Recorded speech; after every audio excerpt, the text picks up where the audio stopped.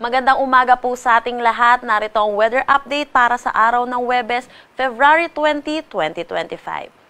Sa ngayon, wala pa rin naman tayong minomonitor na anumang bagyo or low pressure area sa loob at labas ng ating Philippine Area of Responsibility. Pero meron tayong tatlong weather system na nakakaapekto dito sa ating bansa.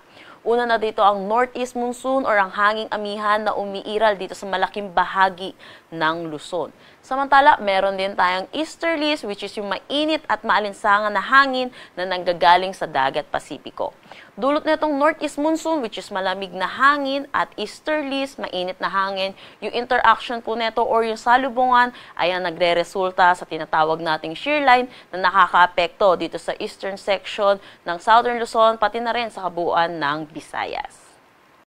Dulot na itong shear line, meron tayong nilabas na weather advisory dinggil po sa magiging paulan na ito pong shear line natin. Kung makikita natin, inaasahan natin ang heavy to intense or 100 to 200 millimeters of rain dito sa may Northern Samar at Eastern Samar. Samantala, asahan naman po natin ang moderate to heavy 50 to 100 millimeters of rain dito sa may Quezon, Camarines Norte, Catanduanes, Camarines Sur, Albay, Sorsogon, Masbate, Samar, Biliran, Leyte, Southern Leyte, Dinagat Islands at Surigao del Norte. Iba yung pag-iingat po dahil po mga posibilidad po ng mga flash flood at mga pagguho ng lupa.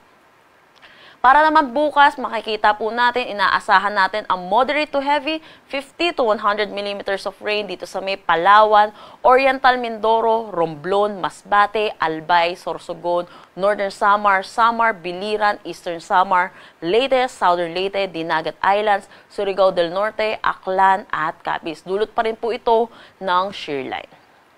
Para naman sa Saturday, dulot po na paghina na itong shear line, dito naman po sa may Palawan, ang inaasahan natin na moderate to heavy or 50 to 100 millimeters of rain.